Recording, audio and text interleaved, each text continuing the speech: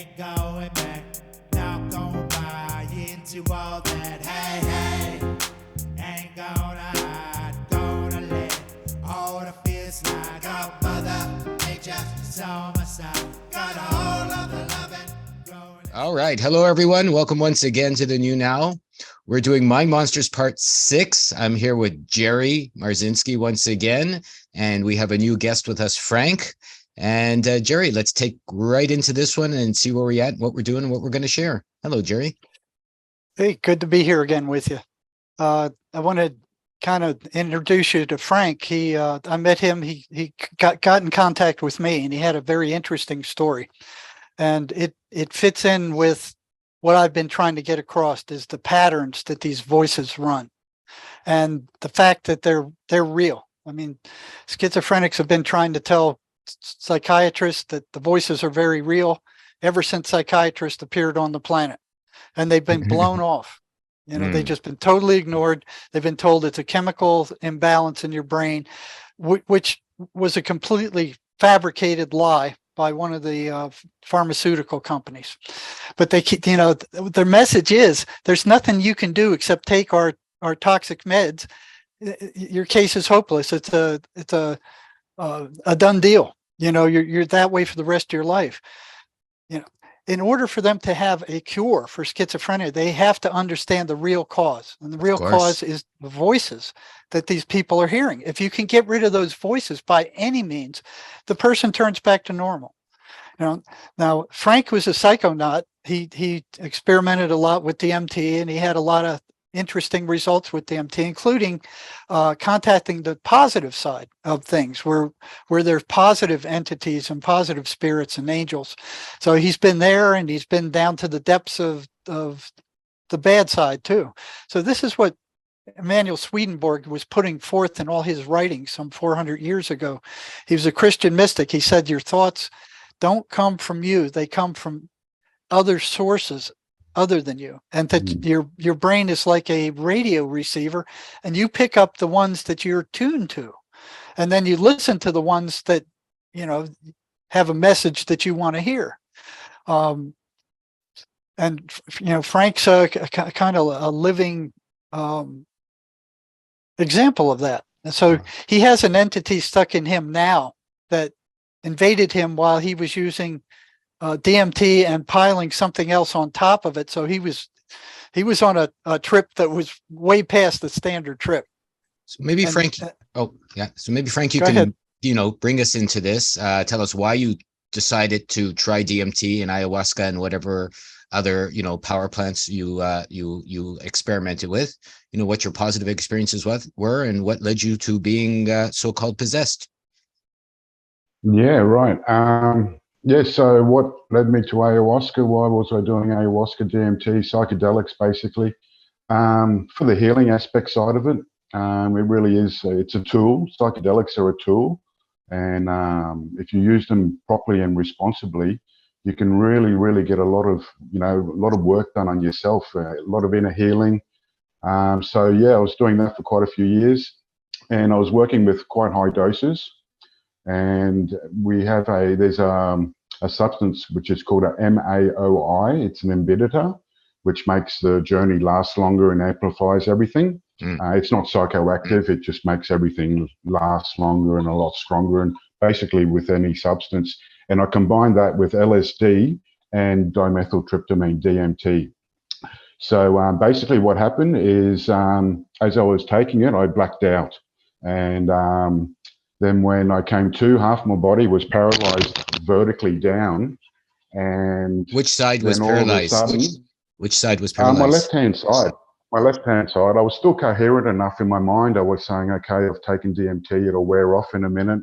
And then all of a sudden, something grabbed my arms, an energy grabbed my arms.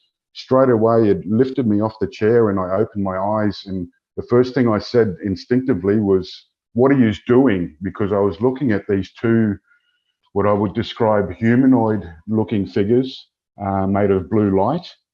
And I could see them through a background on the other side of what I can describe as holographic images surrounding me, a bit like being in a futuristic hospital in a way, my body was being stretched out, and I was looking at these holographic, some sort of machine scanning my body and feeling the parts of my body that it was scanning.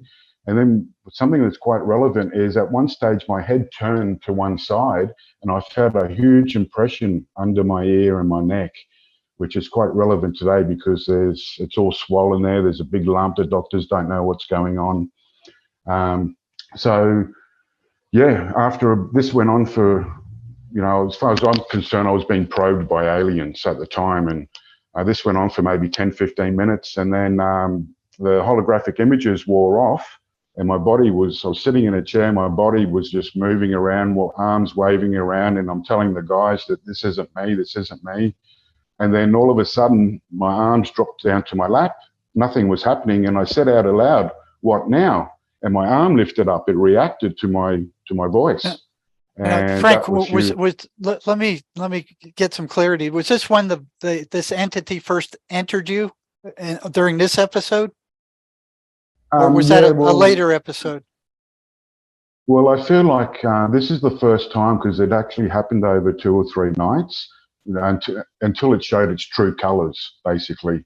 But on this night, this is the night that it all sort of originated from. I put my consciousness out in some realm way out there and something's got in there. This is the most popular belief anyhow, because the truth is no one knows the truth. We can only speculate. This is the first of 3 nights you're talking about now. 3 nights in a row? Yeah. Okay. It was the 3rd night where you got invaded, or was it at this time? You know, it was, well, I feel like it was in me from the start, from this night, but it stayed dormant inside me until, you know, a couple of weeks later, till I experimented again because I wanted to make contact. Okay. Could I ask? Like it was dormant. Could we get like a bit of background? How many trips in was this, so to speak, before it happened? And you mentioned guys in the room with you. So what was going on around you? Like how many times did you travel before this happened? Like was it 1 year, 2 years, 10 years, 1 trip, 100 trips? You know, before this happened, like how many times? Yeah, sure. I've done ayahuasca over 50 times. I've been to Peru 4 or 5 times, Ecuador, and I've done DMT. Close to 100 times, I suppose. So I'm quite experienced, especially with the large doses. Like I'm having 300 or 400 milligram, and the breakthrough dose is about 100. So you know, I'm not a stranger to what's just what has happened on that night is totally foreign. Nothing resembles a normal journey, and I put that down to the Harmalan, the MAOI that I used, the inhibitor. Frank, when you say a breakthrough dose, what does that mean specifically? Okay, yeah. We have what's called a tourist dose, which is just enough to get you there to that space, to visit that space.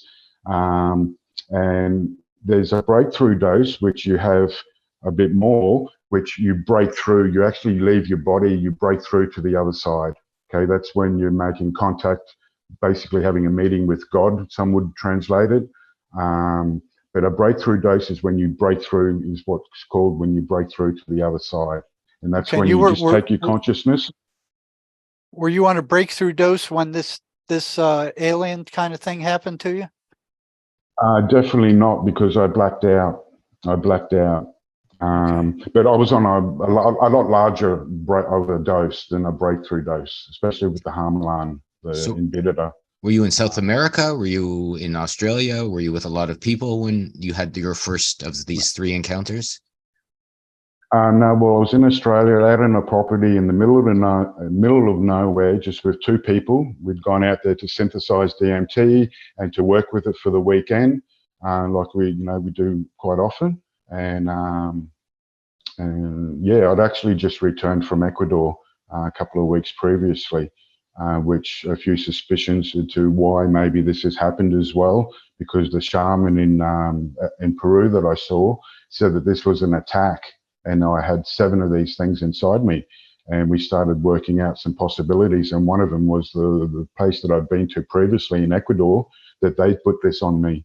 I did give them a bad review. I've quite a big following on my reviews on ayahuasca retreats because I've been to about a dozen of them. But why So would they? Why yeah, would they it's put this on you? Do you think? Why would somebody well, put this on you? the only thing I can think of, if we're going for that hypothesis that it's from this shaman, this place that I went to before, is that because of the bad review that I gave them, because they're actually a place, a very popular retreat center, and they're just not doing the right thing at all. It's a money-making business. The people aren't being looked after. And I'm quite blunt and honest about my reviews because most of the ayahuasca scene has gotten out of control. People are going over there, or they're doing it for to get it off their bucket list. And 9 out of 10 ayahuasca centers are not operating legally, and they're not doing it. They're doing it for the money, not for the service and to heal people. Basically, they're full of what's called gringos. Your point is that in these centers, there has to be people who know what they're doing to kind of guide you through this stuff. Otherwise, you could get in some serious trouble. Oh, most definitely. And the thing is that most of these centers, they're actually practicing witchcraft. They're brujas, stealing people's energies and money as well. And this is common knowledge. This is common knowledge. I've been there enough to know locals and the local scene and how the place is run, or how the whole scene is run. And people have got no idea, and especially the unethical views of the institutions trying to get plant medicines decriminalised for their benefits. They're ignoring these dangers of entities because they've all got sponsors. Now, here's the thing: they've all got sponsors, I'm talking about the. They're all trying to get these drugs, substances decriminalised. You have to ask yourself why. When you look at their sponsors, they're all the big corporations and everything. Just like you look at the people sponsoring they're all, it's a psyop within a psyop. Why do they want everyone on mushrooms and DMT and, for healing? They're not interested in our health. We know that. So why are these institutions being sponsored big money to push these plant medicines to get them legal, decriminalized, when, the sponsors really haven't got the people's best interest, or the corporations? They never have. So it makes me wonder, that they know that. For me personally, I have some theories, and one of them is that we're vibrating at a level, and this is our consciousness. When we alter our consciousness with any substance, we start to vibrate on different levels with different energies, and depending on the consciousness shift, it's a lot of dark places, a lot of dark realities where these negative entities are coming in. And I do personally believe that the world is run by people that have these negative entities inside them, and they don't even know it. They don't know it because they're dormant inside them. Now, this could be a battleground versus good and evil, and you have light beings and dark beings inside, these entities, and we're not really in control. I have many crazy theories because every popular belief system that I've come across, nothing computes with what's going on with me. They all have these belief systems, and I do believe that they're all corrupted, or they're all mumbo jumbo in a way. Well, that kind of fits in with what Swedenborg says, that you have positive and negative entities that come into your thought stream, The negative ones will try to screw you over and take over. So your point was these places, that do this kind of stuff can be dangerous, is what you were saying. Sure. So get back to your first trip, and go ahead, proceed on. Yeah. So I'm in the chair, and my body moved, and it reacted, and we could start to communicate with it. So we worked out a system where we could get answers from it. Was that it'd lift my arm up for yes and down for no. This is the entity. Yeah, this is the entity that got into you, right? Yeah, sure. So the energy's inside me. So now you're communicating to it with yes or no answers with the movement of your hand. Okay. Yeah, sure. And one of the questions we eventually got. yeah, we eventually got to the question, are you from the future? And it said yes. And then we eventually got to a question, are you human? And it said yes. So this is why I'm feeling really excited. I've made contact, you know, this is for real for me, you know. And but basically what it was a trickster, what's called a trickster, where it was just lying and saying anything. And I was quite naive to it at the time. And through the questioning, it started to contradict itself. And Yeah, that's when that's what the voices do. They're consistent liars. They lie about everything. So yeah, because when I think about it, the questions I was asking it has no idea. It's just giving me any old answer, because I'll ask it something, not a question that's not a question, and it'll still answer. You know, it's it basically reacts to everything, just like it reacted to the shaman. You know, the shaman's power. But yeah, so this thing's inside me. We're questioning it. This went on for a few hours. I went to sleep. So by we're questioning it, you mean you were questioning it? Like you're using plural. We're questioning it. Who's the we? Yeah, my friends were asking it some questions as well. Okay. Yeah. Did you learn anything from it? People. Or you couldn't no, trust we it? asked it. You couldn't trust anything? It, really. Nothing it said? At the time, I was still quite naive to it. Still thinking that it was a positive thing, that it was a good energy. You know, I've just made contact with something. My body's feeling alive. It's moving, and you know, it's got its own consciousness. And this is super exciting for me. This is like, wow. And at the time, I thought I must have to take DMT to alter my consciousness to make contact, because the next day I woke up and I felt nothing. I felt absolutely nothing. And it wasn't until a week later when I returned to another property, to another friend's place, and I told him all about it, and I wanted to redo the process. So I'm basically inviting this thing to come inside me. Little did I know, but it was still inside me. It was dormant. And this is why I believe that most people in the world have these things inside them and don't know it. You know, when people say or do something that's totally out of character, and, you know, you question it and go, where'd that come from? Why'd I say that? You know, that's not me. That's not them. Yeah. So the following week, I went to my other friend's place, told him all about it. I took DMT, it's really strange. Nothing happened. It didn't work. I stayed straight, which is really bizarre. It's the most powerful psychedelic known to man. This is where I know I've done something in my mind with my receptors or something. And I've actually had some really surprising, interesting tests I've just done, which I'll share with you later. So yeah, this night, nothing happened, except I saw a light energy being, lots of reds. And I was talking to my friend about it for, you know, trying to describe it, and it was almost moving mechanically, and it jumped after a while, and then the energy came into my arm, and then bang, I've made contact again, at least I thought. So it was literally moving your arm around. Yeah, or was it? Or did you just feel it come into your arm? I felt it come into my arm, and then, but it's not just my arm; it's my whole body. It focuses its energy in my arm so it can communicate. When it faces me, it's like looking at me and whatever. So we questioned it. Pretty much the same as the first night. Went on for a few hours. I woke up the next day and I was fine. And it wasn't until the third night, a week later, I got my friend to film. And this is a black and white videos that I have posted on my new YouTube channel. And again, so my friend's filming. I smoked DMT, nothing happened. I smoke it more and there's still nothing happened. All of a sudden, a huge wave of energy comes over my whole body, picks me up, puts me on the ground, and the energy concentrates into like a small area on my lower back where I've got a herniated disc and I'm in pain 24/7.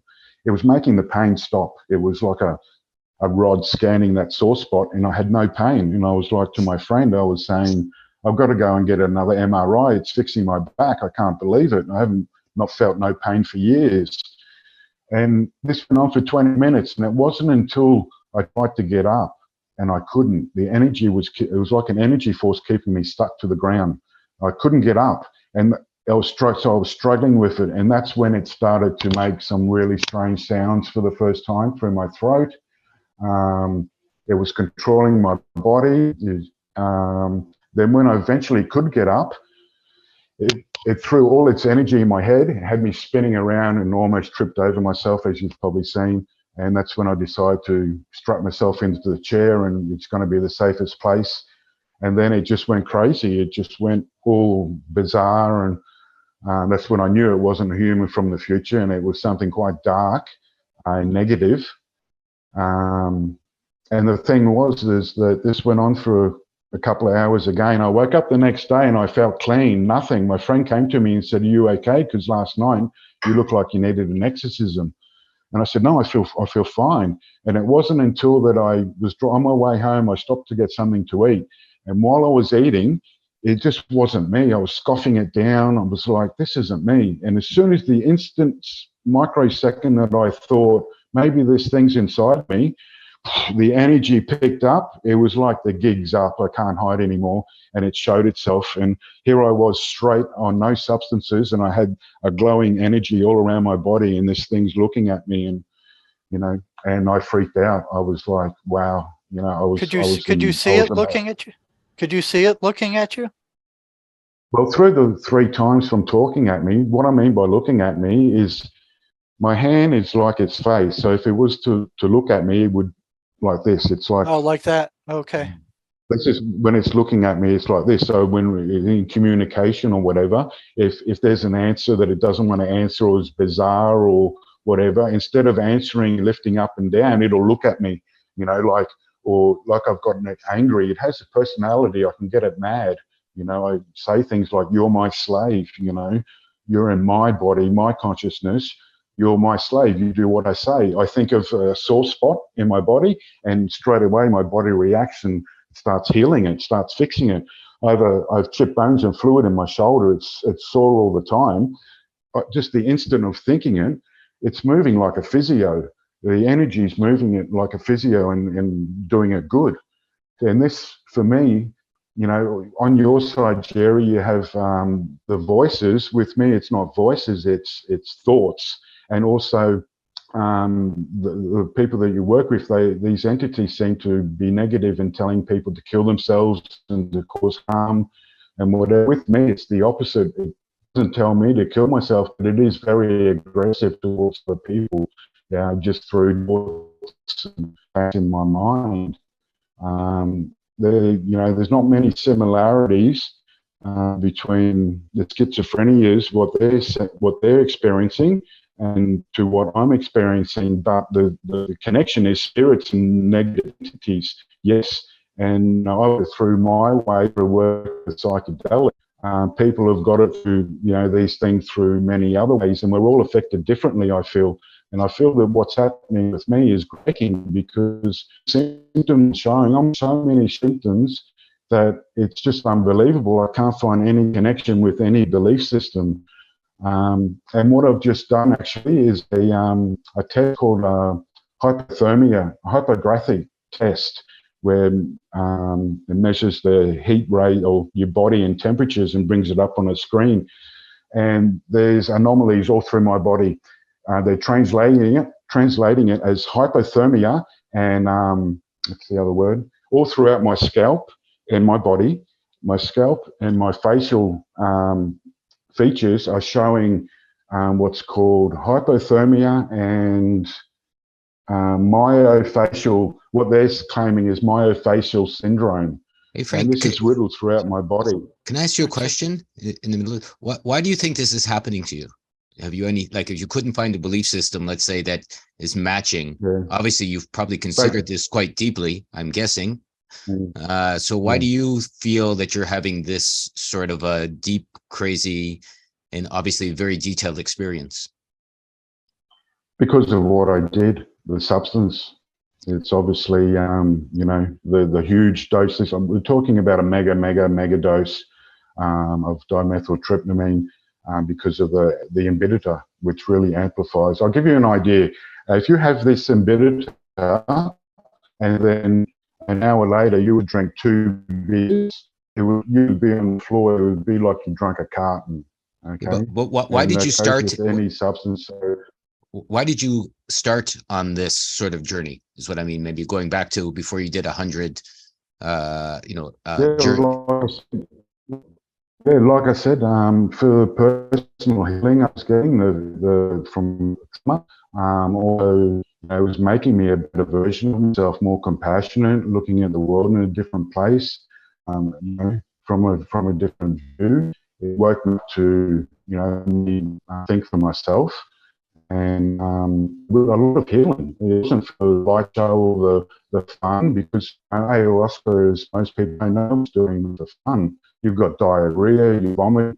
It's very personal, and it's an experience that is just amazing. It's people describe it as like having a mere God. So Frank, we're kept in a state of fear. In this realm, we're kept in a state of fear. Yeah. And the opposite, where the opposite is a place of love, and you can experience it here.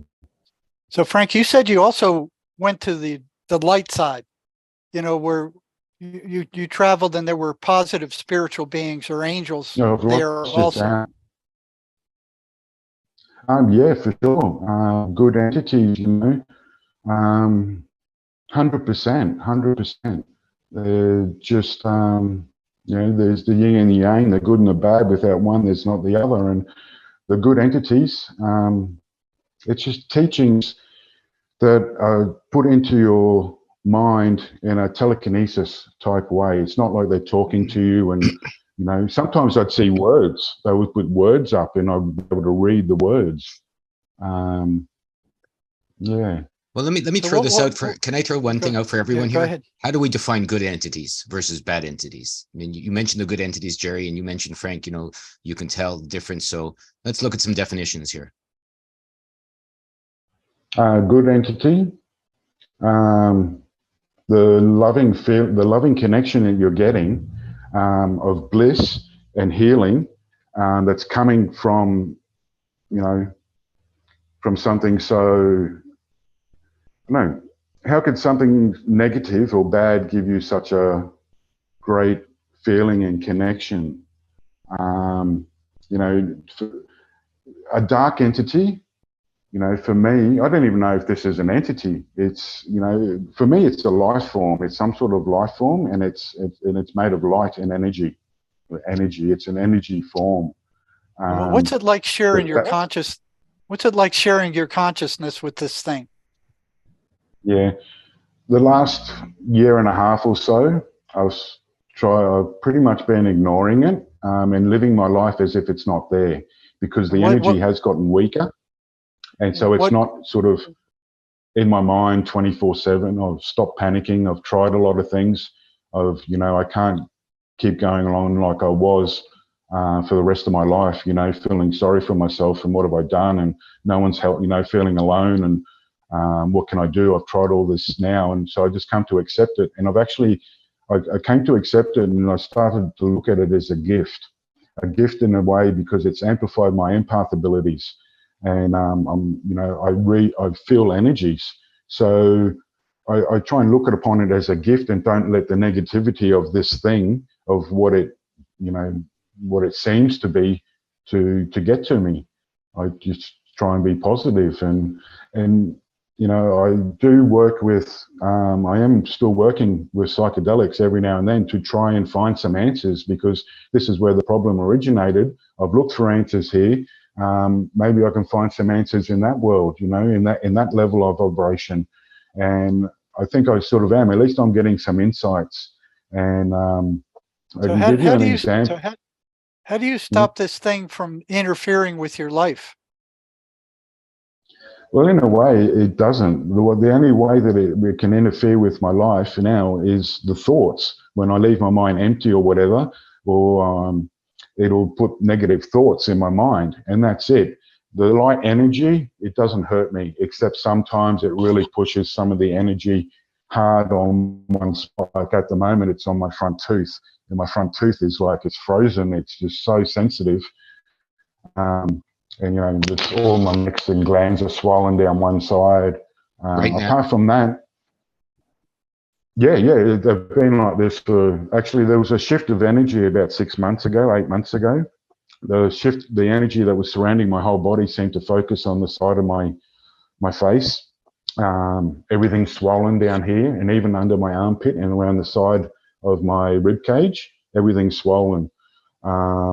It's all inflamed. The doctors don't know why. I've done an MRI, I've done scans all throughout my body on these parts, and they keep shifting. And 6 or 8 months ago, that shifted, and now it seems to be shifting a little bit around the front of my face.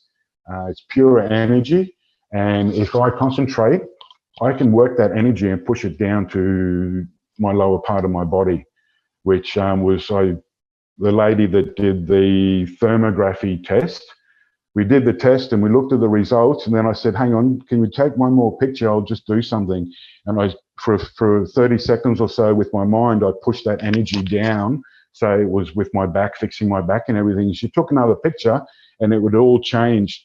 The facial thermo reading had changed. So that proved, especially to her, that I can control my body temperature or something with my mind. Now, she's advised me to get some other professionals to interpret the readings, the findings, because they're quite bizarre. They're really, really quite different. Now, the medical people the doctors haven't found anything.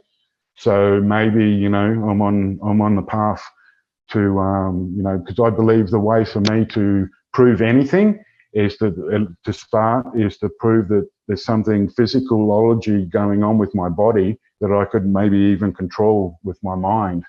So I'm looking to, Who are you trying to prove something to, and why? Who? Like who? What are you trying to prove? Yeah, the brain doctors, brain specialists that are doing research, where I feel that if they examine my brain, they're going to find some anomalies. And then if they're going to, then I'm going to have to put my story and my evidence with what their findings are. And maybe, hopefully, at least I'll realize no one's going to believe that I've got a entity from another dimension in my brain. I can never prove that. I know that, especially in today's world. But I may be able to prove that something's going on with my body that isn't 100% kosher. So Frank, there's the list of patterns that I sent you before. You said that both the voices that schizophrenics hear, they're all negative also. They're constantly negative. All right. So there's some matchup there. Yours are somewhat different than their traditional. So, but they're also anti-religious. Now you said in the previous interview that it didn't allow you to pray for help. Yeah, I've had a few experiences where religions come into it and I didn't like it at all. With my shamanic exorcisms, they had me just constantly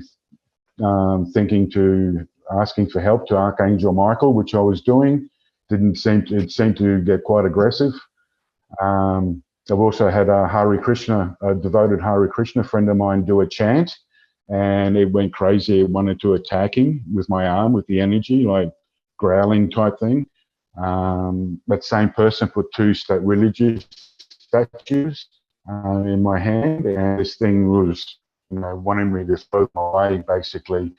And I'm not too sure if it's doing this because it actually does have a connection with religion, or it was just reacting, because it reacts to everything that I do, whether it be positive or negative.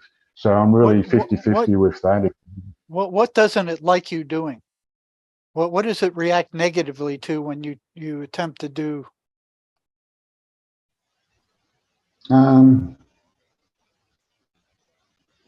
I can't think of anything. I can only go on the previous things that I've done with those, like I've just mentioned. Have you tried to go to a church with this thing? No, I've been meaning to. I think that would be interesting. And I'll probably do that this week, actually. Yeah, I've been putting that off. So Frank, can I ask you a quick question before Jerry jumps in? Why did you contact Jerry in the first place? Well, I saw that I saw what he was all about, he realized that these voices are not real, and the chemical imbalance is just a scam. There is no, they can't tell you what chemicals, they can't tell you the degree of imbalance. So, and I'm hearing these voices or, these thoughts. So with Jerry, at least I've come across someone that actually knows, a professional, 35 years of his trade, that knows and believes that entities are real, that dark force entities are real. And that's the connection that, that I have with Jerry. Because I've been trying to reach out, I've reached out to all the institutions and the DMT researchers and that, they don't even reply to me. I'm just a crazy person online, even when I show them the videos, But what are you hoping to get out of these relationships? Like healing, integration, ascension, happiness? Like what's the bottom line, do you think, for, reaching out to Jerry, having these chats and reaching out to the DMT associations, etc.? Bottom line for me is getting some exposure, so, I can maybe someone that's listening can, I'm open to ideas, but basically professionals getting that exposure where I can get enough information, enough interviews where I can send it off to some of these brain specialists at these institutions, and also the people doing the work on DMT if they want to finally answer to me. Because they've been giving me the cold shoulder. I'm bad news. I'm bad news for their sponsors. But what are you trying to get for the whole thing? What are you hoping to get for yourself is what I mean, Frank? For myself, on a personal level, yeah, from these experiences. I guess the only thing I am looking for, I'm still looking for some answers. I'm looking for answers. And at the moment, I think I have to start with what I did with my consciousness, with my brain. So if I can get some sort of medical answers for a start. Answers to, apart from that. What are the questions? Like, what are you looking for answers to? Well, to start with, I do believe that I've done something, there's got to be some receptors or something that's out of whack. Okay. I do believe I have some sort of connection to this realm, because let me tell you something. If I use medical cannabis every day, and when you use a certain product every day, your tolerance goes down or whatever, and I don't really get high, you just stabilize. I went a month without using cannabis. 2 weeks ago, I used cannabis. So it was obviously almost like the first time. It was really a lot stronger. It was altering my consciousness a lot stronger. I went straight into DMT land. My eyes were closed and I was seeing, it was as if I'd taken DMT.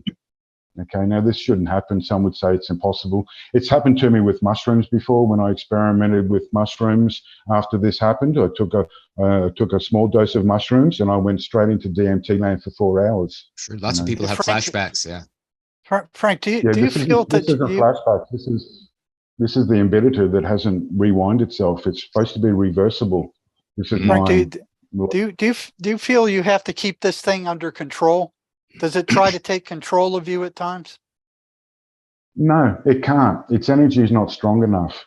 And even when it can give it the power, when I use substances, it still doesn't, try and attack me or anything negative. It's actually quite positive. You just got done saying that if you left your mind blank, it fills your mind with negative thoughts. Yeah, but negative thoughts to me is not a problem. I combat that straight away. Negative thoughts, we all sort of get them. I've gotten used to them. I shut it off straight away.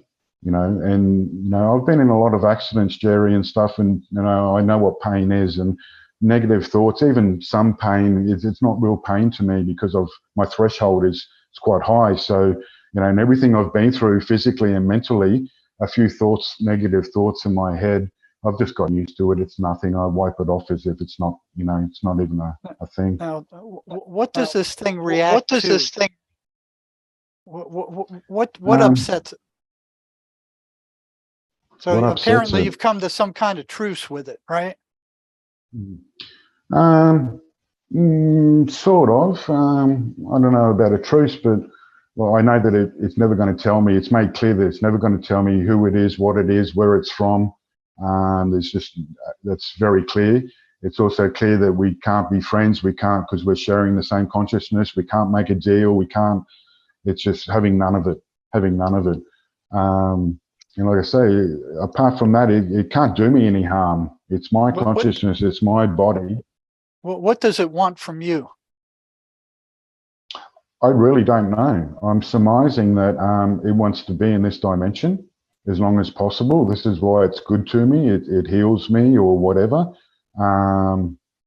If it wanted me gone, or if it wanted to do me harm, I would imagine it would be, you know, doing things to try and scare the crap out of me, you know, with my body or whatever. But it doesn't. It seems to be just stable, just neutral in a way.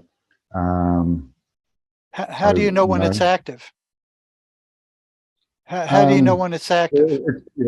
It's not like it's on and off. It's a constant. It's energy, and its energy is around my body. I'll be back. You guys keep sharing. Yeah, it's around my body. It's just an energy.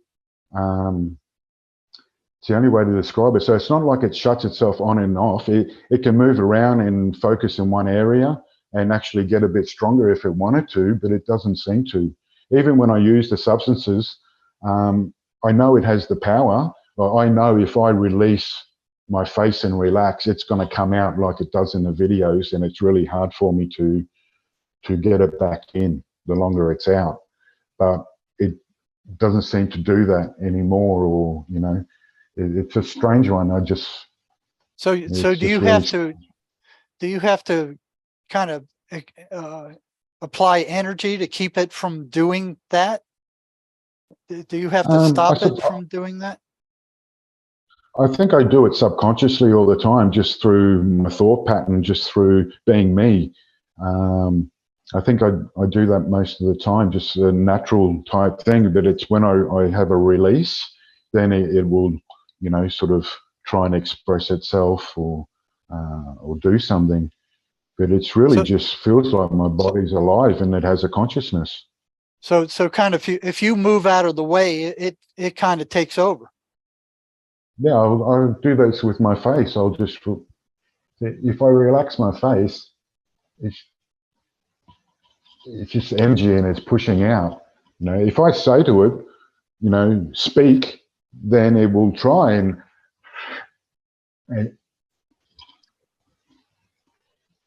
in my mind, I can say stop and it'll stop. It's like I'm controlling it in a way. Sometimes it lets me control it or have the illusion of some power over it. Again, I think any part of my body, and it would start to heal my body. Same with this energy. But has it healed any of your body? You seem to have still tons of physical challenges. It doesn't heal, but it soothes the pain. Or, you know, it's like you're at a physio and it's like soothing it. So why are you saying it's trying to heal your body? Is that a lie it's sharing with you to stay there? Or, like you mentioned that a few times, trying to heal your body, but you've also said it's not healing your body. So yeah, what I mean by, I should probably not use the word healing, but it's taking the pain away or soothing it for the time being. It's not like it's fixing my herniated disc or anything. It's soothing the pain. It's you know, with my arm, it's like a physio moving it. With my back, with my neck, you know, it just does moves to help me. You know, it doesn't do any contra moves.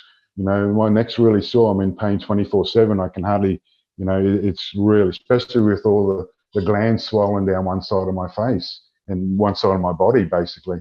How did you end up with all these physical ailments? I had a motorbike accident 20 years ago. So a couple of herniated discs in the lower back, in my neck, broken collarbone, crushed shoulder, amongst a few other things. And I even have a few problems. I've had some prostate problems, enlarged prostate. And I believe with my mind, I've actually been able to sort of fix that in a way, or made it at least better, which is quite bizarre. Frank, has this thing ever given you information that you wouldn't have known? I believed at times through my questioning that it was giving me information, but then I realized that it's just lying. It doesn't know. Yeah. If it did give me a correct answer, if it did give me a correct answer, it'd just be like a lucky dip, type thing. Yeah. The communication is real, but it's just not. It's just not honest. It's just not. Can you give me an example of a question you've asked it? Can you give me an example of a question you've asked? Let's say. Yeah.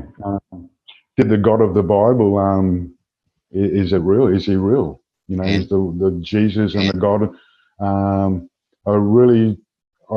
I've asked it so many questions. Couldn't remember the answers. I'm so sorry. Did you get an answer to that one? That's a good question.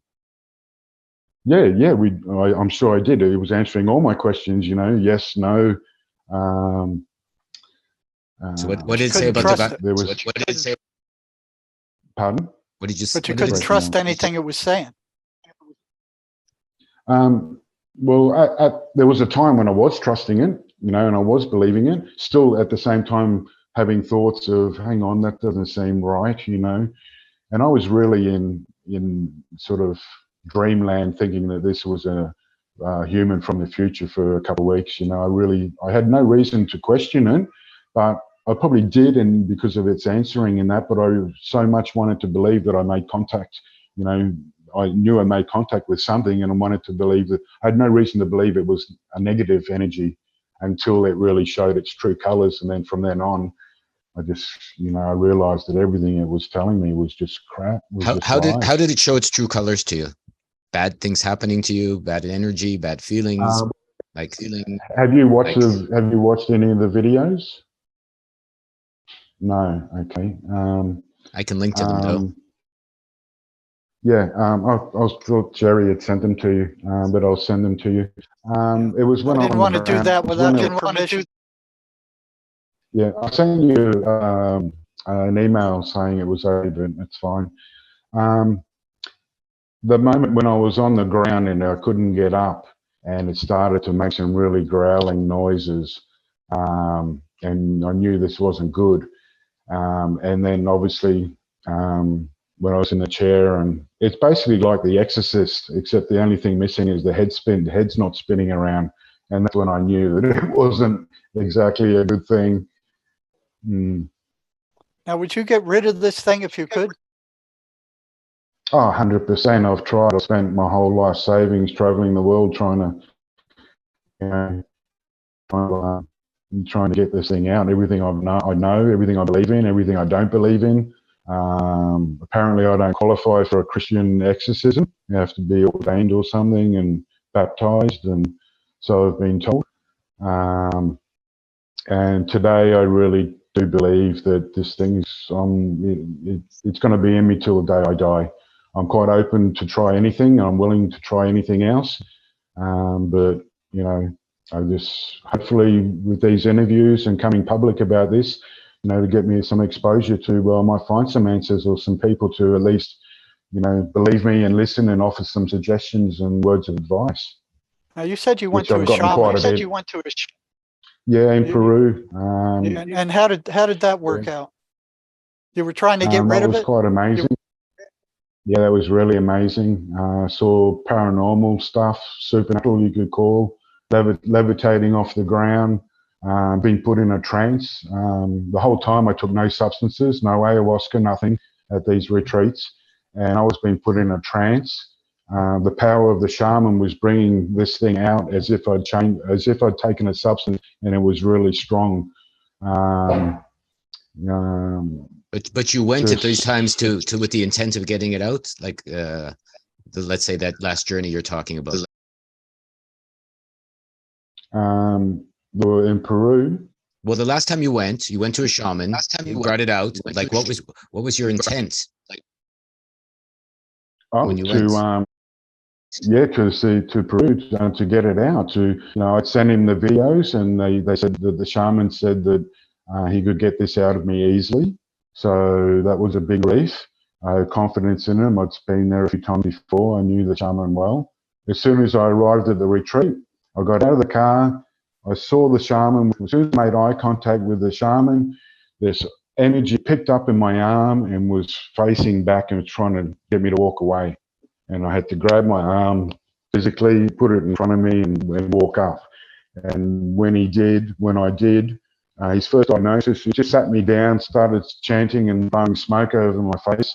And this energy came out really bad, got everyone pretty scared, except the shaman, I suppose. It crushed one of my teeth. The lockjaw was that bad. And then every day, I had 7 of these things inside me. Every day, we'd try and get one out. Again, I'll send you the video footage of this. You know, with the injuries in my back, the way I'm being levitated up, the way I'm up and the way my hands are, it's impossible for me to do this by myself. It's the energy field that's around my body that's doing this. Yeah, so this went on for about 5 or 6 times throughout the next couple of weeks. And on the last one, they said I was clean. I was surmising at the time that maybe I do know that one of the tools of shamanism is placebo. So, and I had good reason to believe that they were doing a placebo on me. And so on the last day, they got the last one out. They said I was clean. The next day, they had me with a group at the retreat do some breathing exercises to release some natural DMT. And the energy picked up, this thing went crazy, and that's when I knew that, you know, back to square one. Did you feel different after he said that he'd got it out? Yeah, most definitely. I feel that it wanted the retreat, so it stayed dormant. It went dormant inside me because I did sort of clean. They said I would feel some residual energy. So I feel that this thing hid again inside me, making me believe that they did get it out. And it wasn't until I was on the airplane going to Cusco that I sort of suspected again in my mind, you know, a bit of energy. And I got to Cusco, and then it just showed itself as if from day one, it was just the energy was back, and it was like, you know, yeah, it hid me to get away from the shaman. This is what I believe. And so then I couldn't go back to the same place because they were booked out. They were a retreat center. So I went to another ayahuasca center, which I'd been to before, except this time he let me drink ayahuasca. I have a bit of a problem with ayahuasca, although I've drunk it maybe 50 times. It's only ever worked once or twice. I seem to be immune to it for some reason, or it works with me in a different way. So yeah, I drank ayahuasca. It didn't do anything, and then he worked on me, and he was by the chanting and everything. It was more of a Catholic or Christian sort of shaman saying words that I recognized, like Mother Mary and things like that. And the energy didn't seem to be as strong as the last shaman, but it was definitely quite strong. And same, he'd work on me for an hour or two, and then I'd go to sleep, wake up, the energy's still there. Nothing's really changed. What did these guys charge for one of these? Let's Yeah, say sessions. So the first place I went to is one of the best retreats in Peru. It's called Dreamglade. I think they charge about $120 a day, which is quite cheap, which is one of the cheaper versions. And the other shaman was free. I've seen him plenty of times before, and he didn't charge me at all. Yeah. Frank, what does this thing do if you try to read the Bible? Have you ever done that? No, I would imagine that it would, like now I'm getting thoughts, it would just put negative thoughts in my head, you know. I've watched YouTube videos or videos of pyramids and things like ancient aliens or the Nephilim and stuff like that, and it's very interested. It's extremely interested. I can tell by the way my hands and its face is facing the thing, and when I ask it something, it will quickly, you know, look and then quickly look back to not miss what's going on. You know, I do believe that it can see all around me, because in one of the videos where you see the shaman working on me, where he's sucking one out of my head, the shaman is behind me. Just before the shaman is about to get to my head, this thing, you can see my face cringe up, like it's getting ready, it's preparing itself for the shaman. Now, if it was me, I couldn't do this. This to me proves that it can see behind me, or its energy can see 360 degrees. Because how can it prepare itself? You know, it must have seen the shaman just about to come down and touch my head. And that was quite an amazing thing. So the shaman sucking on my head, and I could feel the energy being pushed up to my head from my body as he sucked, in tune with the shaman sucking, and then then I'm burping inwards, getting it sucked out, and then I'm throwing up or pushing his mate. So an old guy sucking on my head is making me throw up. This is just. This thing has a different intent than you do. It's got a separate intention. Yeah, most definitely. Yeah. What is that difference? How do you tell the difference between your own intention and the intention of this thing? Yeah, sometimes I have to, I'll do something or whatever, and I sometimes think, was that really me? Was this thing subconsciously pulling me in one direction? And I believe it does, the way it's had me disconnect from a lot of people that I shouldn't have. I seem to be, this energy that I'm reading, my empath abilities, I seem to read people's energies, but I seem to be getting all the negative or all the hypocrisy, because we're all hypocrites in a way, Do you think this thing wants you isolated? I would suggest so.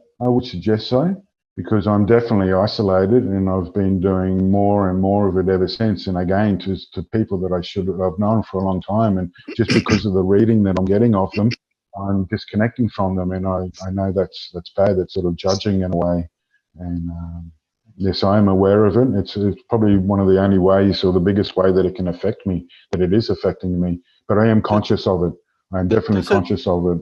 Does it allow you to do anything you enjoy, or does it block that? Yeah, sure. Yeah, I end up doing it, but I feel like, because sometimes it's hard for me to do something positive, I feel like that it's the one doing that. It's the mindset it's given me, and this is why when I break through and and actually do it against its negativity, or I should have done it an hour ago, or so many times I want to do it, but oh no, I come up with an excuse that I don't do something.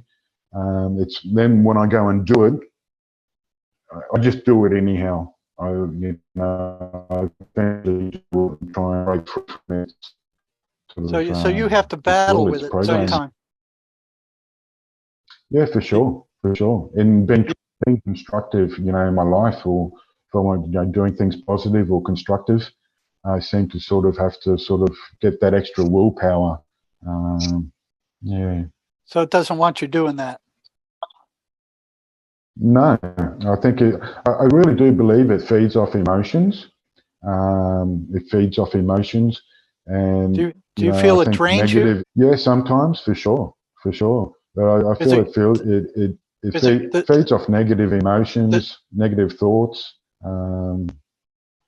It's like the opposite of what we esteem to be, as humans, have a positive outlook, have positive, sharing and caring and all that. It seems to be the exact opposite.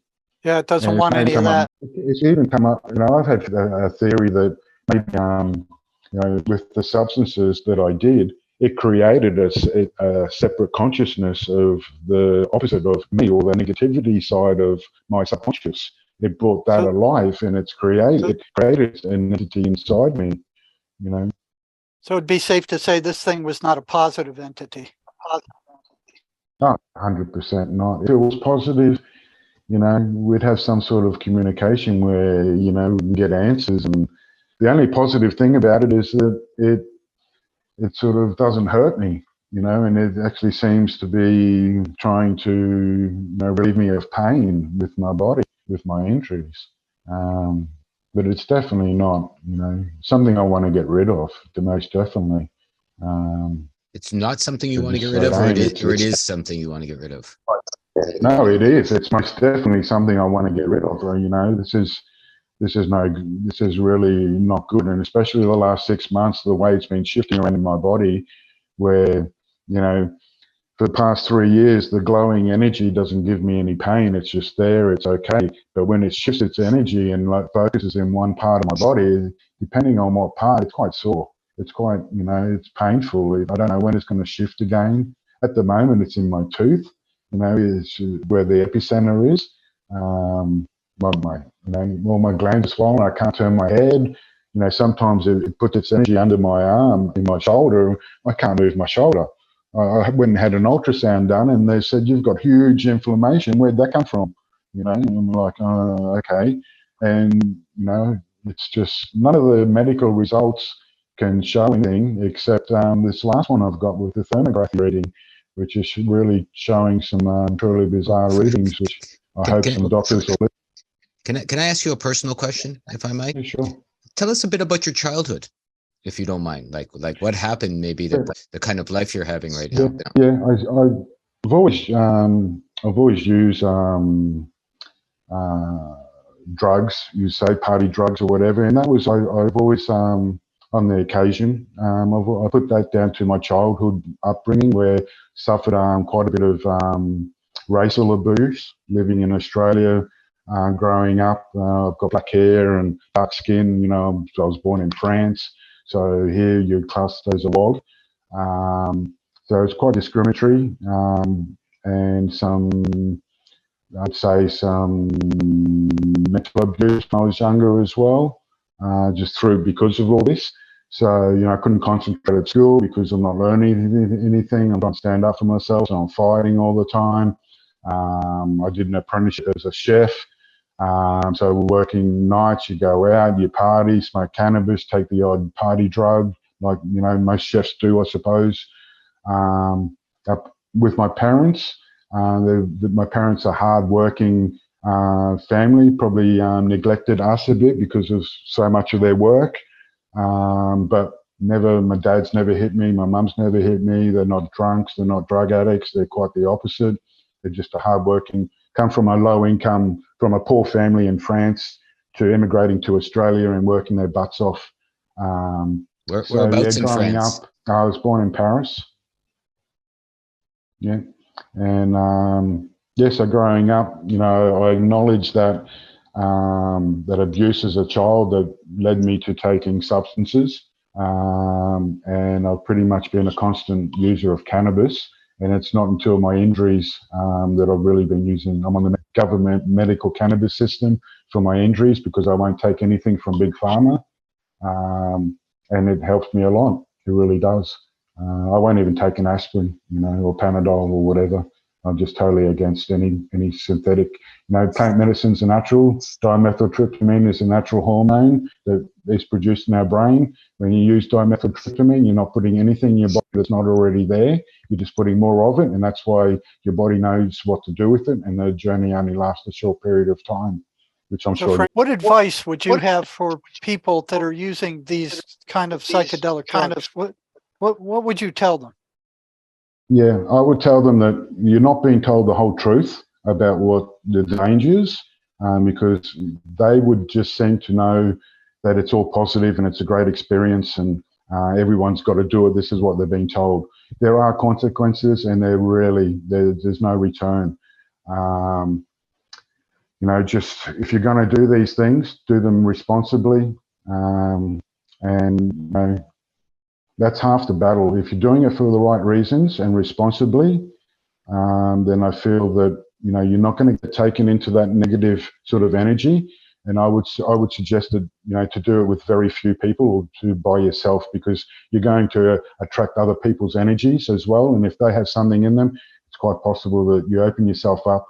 And that's the problem. People are doing these substances at festivals and parties and things where there's thousands of people. And, it's just crazy. Legalizing plant, I'm against legalizing plant medicines. People are going to hate me for saying this, but they're just not being told the truth. There's dangers. And then, can you imagine, like in Australia, they've legalized cannabis for medical reasons, and you can go and get a prescription. I would suggest that 70, 80% of the people on this system are using it because it's cannabis, it's weed, and they're not using it medicinally. And that will happen the same with if they start to legalize DMT and mushrooms and MDMA and all these other substances which they want to do. People are going to be using them for, for fun more than, sure, they do have medicinal purposes, benefits, properties, but it's not. It's like guns. If you take all the guns away, the criminals and the government are going to, abide by those laws. Not, it's the same thing. It's all good. It's all good in theory, but it's not practical. Well, legal or not, people find it if they want to, whatever it happens. Exactly. Exactly. And if you made it legal, look at alcohol. They made that legal, and look at the damage that does. And now they want to make mushrooms and MDMA legal. And what's that other thing? There's I forget. There's another hardcore drug that they're taking these days. It's a steroid, a horse steroid. Ketamine. Yeah, ketamine. Yeah, they want to open up ketamine clinics, which is fine. A clinic, yeah, but not like they want to do with mushrooms and sell it to people at the shop so they can go home and do it. This is going to open up a whole new wave of negative entities, negative energies coming into this realm, which I believe they are existing and, and in some part are controlling the way the world is through us, through our physical bodies. No doubt. So do you think these drugs would induce the flow of negative entities into the bodies of people? Yeah. Well, if you have more people doing it, not in the proper circumstances and whatever, and they're not protecting themselves, then you're going to have more people getting dark entities inside them, dark energies. And, this is a battleground, good versus evil, and you have most of the people walking around with dark entities controlling their thoughts and stuff, and people don't know it, more than the good entities. Because how come we never hear of good energies and good entities? We only hear of the dark ones, in schizophrenia and whatever. We only hear dark ones. So that makes me believe that the light ones, the good ones, are here, but they're working inside these human bodies of people and doing good. There are people doing good and positive. No matter how much bad you throw in front of them, they'll be good. These are light. There are good entities in here working. It's a spiritual. I see this earth as a spiritual battleground. Spiritual battlefield. Humans are the avatar. Maybe it's more of a consciousness battlefield, become conscious of things, good, bad, or indifferent. Sure. Figure it out for yourself. Yeah, for sure. So Frank, has this thing ever got you in trouble? No, I don't see how it could. I don't see how. Maybe through my thoughts, if it made me, if I did something that wasn't me or really bad, but I don't do that. I combat that with positive thoughts in my mind, And I do believe with my work with psychedelics, if I didn't have this work with psychedelics in the past, I do believe that this thing would be able to influence me more. I would be less aware of what's happening. Yeah, so you're kind of saying, though, that the psychedelics are helpful, right? It's like, so really depends. Pardon, I didn't hear the first part. Sorry, but what you just mentioned is that psychedelics have been helpful to you. Oh, most definitely. Been helpful to a lot of people. Most definitely. I psychedelics are probably one of the best things that happened in my life. It's changed me a lot. I wasn't always, the person I am now. It's definitely helped me a lot. It's helped me overcome traumas. It's helped me, live my life the way I am now. I respect people. I'm more compassionate. A lot more than what I used to be. Anyhow, I have an awareness of things which complements all those traits that I seem to sort of have. And you'll get the same response from most people that have done plant medicines. Have you done plant medicines or? Hundreds of times. Okay, yeah. And your experiences? My experiences have been fantastic. I've come across all kinds of energies, so to speak. I've learned to integrate, what I've heard and what I haven't heard in my life, and, take everything with a grain of salt and figure out, as long as I'm coming from my heart, everything seems to work out just fine. Yeah. Frank, do you have a job? Can you work? Do you have a job? I'm on a disability pension because the accident I did when I was living in France 20 years ago, and it was on the way to work. So because it was on the way to work, I get covered I get a lifetime pension.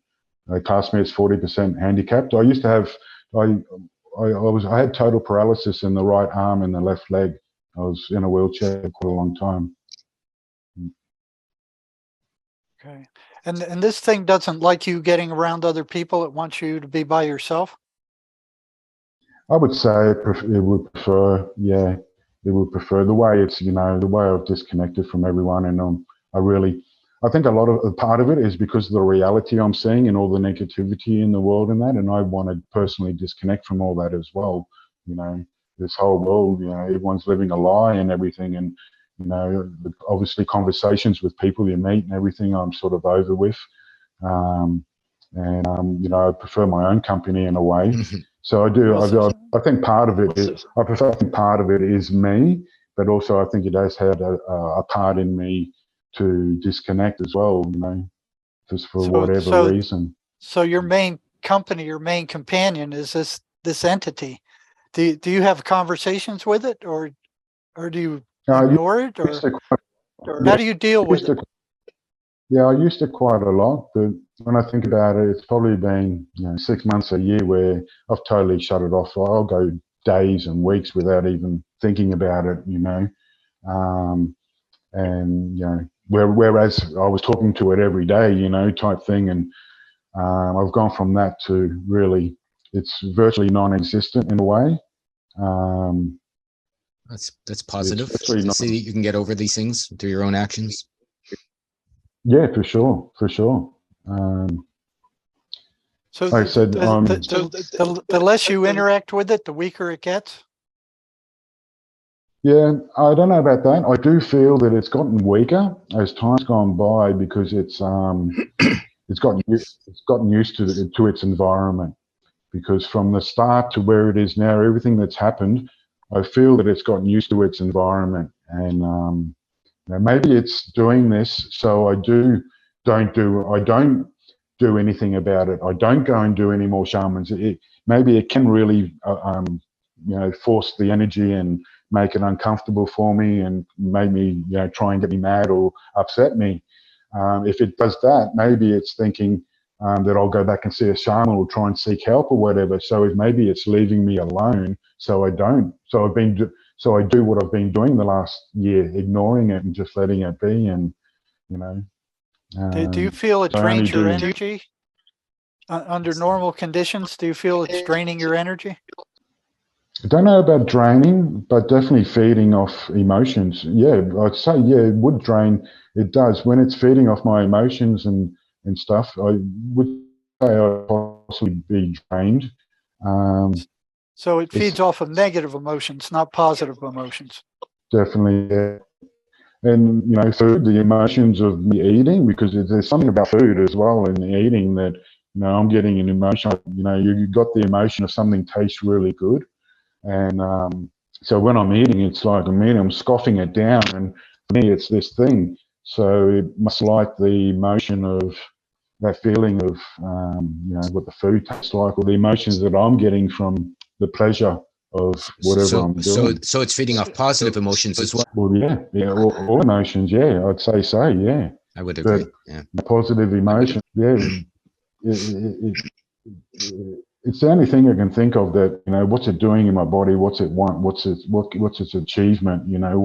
What's its desire? For me, and there's a chance as well that it didn't come into my body voluntarily. There's a chance that I took my consciousness out there and it somehow got trapped in there. And then when I came back here, because the facial expressions and the way it's looking around, going all psychotic, and especially my eyes, it's looking around, it's like it's looking at its new environment. It's shocked. You look at it and you could feel that almost that it was shocked. It's like, where am I? What am I doing here? Type thing. I still don't know whether that's the case or it just entered me and it's happy to be here. And now, Frank, can you play that video clip? I just played on the screen, can I? You can share screen now if you want. I don't know if it'll work, but you can try. Yeah, so if you have the video clip of that thing when it first entered you and it was looking around. looking around. Man, can you hear me? I'll just send you the link, and if the viewers, like I say, you want to put that to my YouTube channel, Okay. at the bottom of the video, then I've got a playlist with some clips from the shaman exorcism and from when it entered me. Yeah, send me whatever links you feel like once we get off, and I can link them to the chat if you like.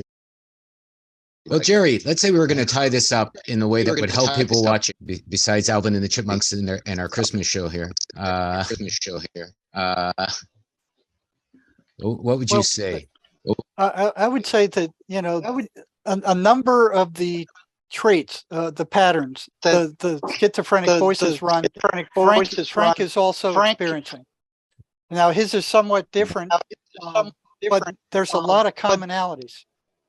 You know, the negativity. I mean, why would a hallucination be negative?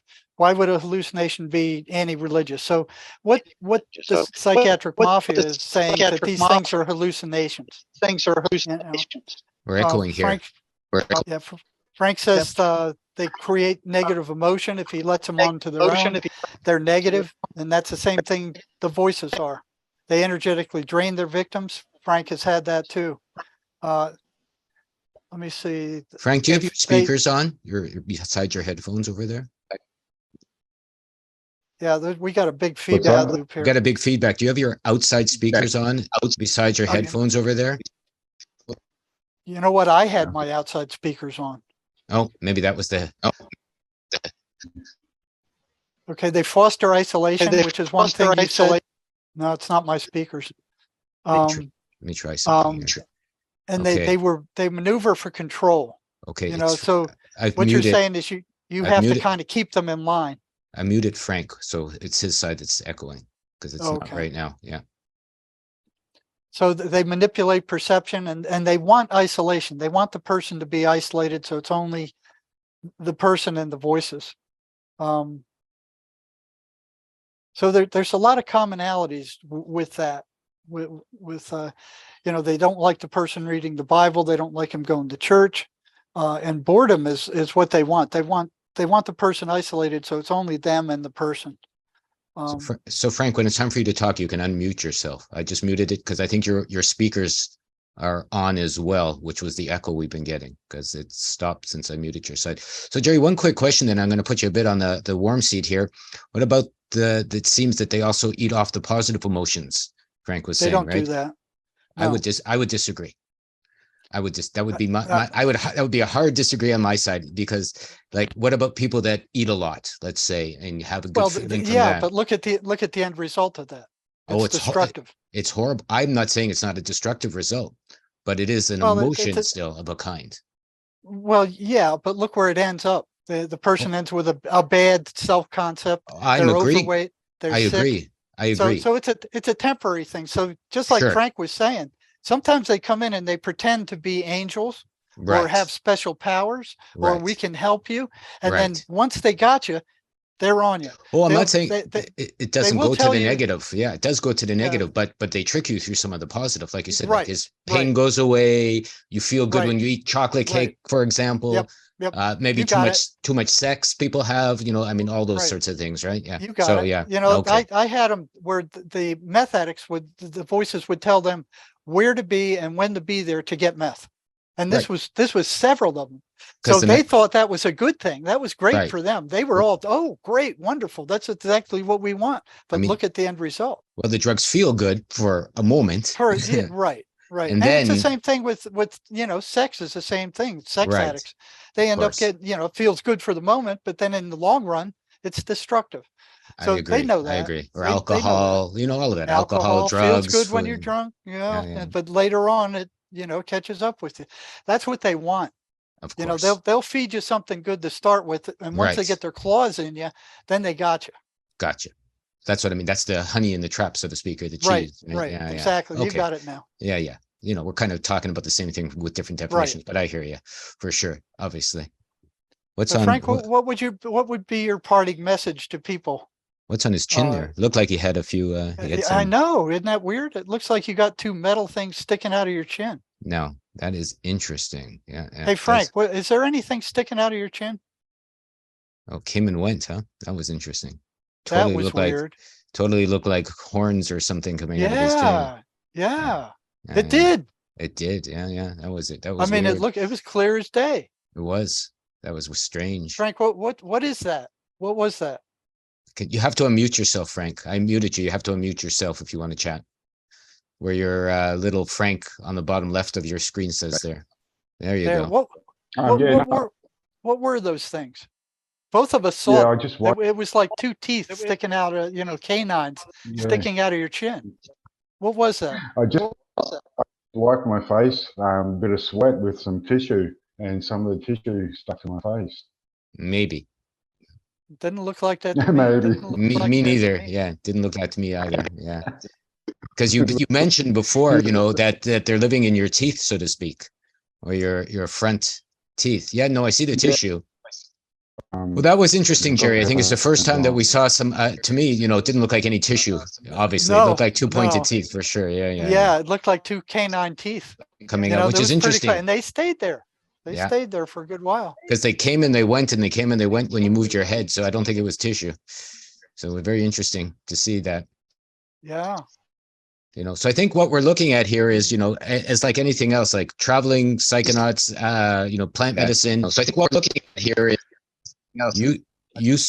useful in moments, but not useful all the time.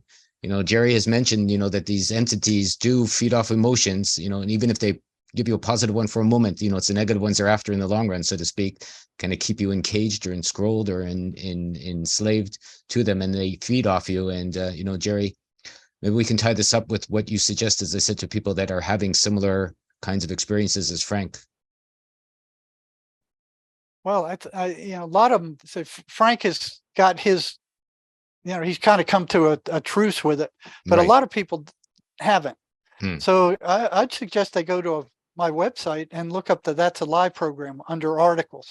There's a lot of good information under articles about what people can do about these things if they want to. Yeah. I've talked with Sherry Sweeney a few times. We're going to have a series coming up in the new year as well. She's the author of the That's a Lie program that Jerry just mentioned. So she's very well versed and an amazing, interesting, and friendly lady. And, we're going to dive deeper into these voices ourselves coming in the year. Sherry's decided we're going to do a 3-part series. So, you can come and see that. You can see what she's shared on Jerry's channel as well. If you go to Jerry's website, the last chat I had with Sherry on It's All Your Fault and how to figure out to take responsibility for your life is also up there already.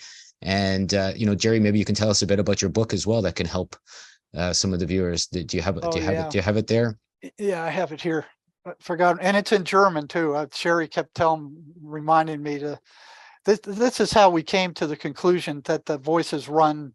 So it's an amazing journey into the psychotic mind. We got it translated to German. You can get it off of Lulu.com or Amazon. And the voices, if they're running consistent, persistent, repeatable patterns, they can't be hallucinations. And as long as psychiatry gets people to believe they're hallucinations, they're not going to be able to do anything about them. And they're preventing the person themselves from doing anything about them, because what are you going to do about a hallucination? 100%. And their what do you call it? Their declaration is based on nothing. They have done no research on the voices whatsoever. They consider them hallucinations just because they say they are. They've not done a single study on them. So they don't know what they're talking about.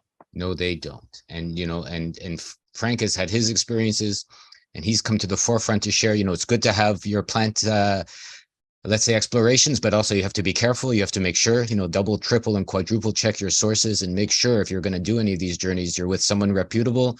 You're in good energy. You're hanging out with friends instead of, maybe the opposite, which could be true. And, it's definitely, I would say, get a 3rd, 4th, and 5th opinion before you do anything in life. And, Jerry's a great resource for that. Sherry Sweeney, Keyhole Journeys, is a good resource for that. You can come to my channel. There's a whole bunch of interesting things to see. I'll put Frank's videos below, the ones that he shared, so you can see his interactions and his exposure of his entities. And Frank, if you want to unmute yourself, is there anything you'd like to leave our viewers with on the way out here?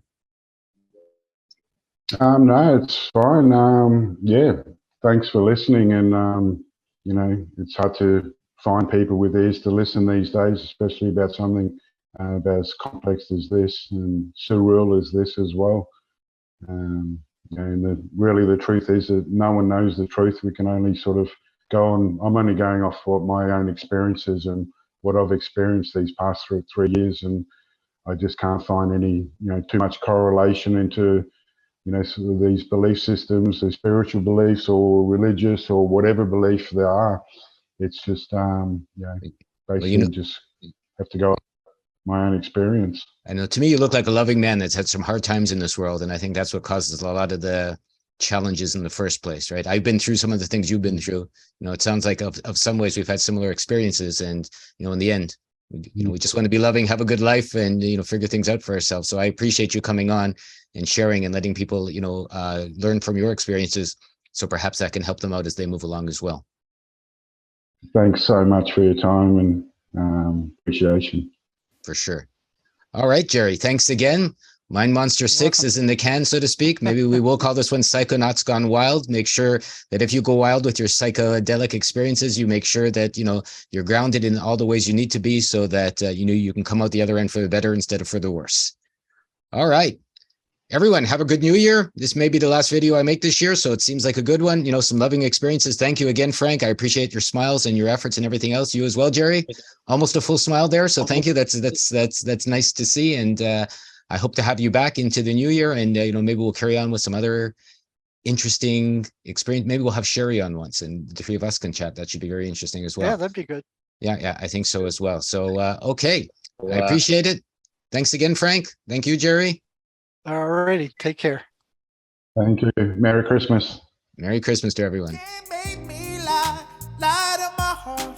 No one tells me where I should start.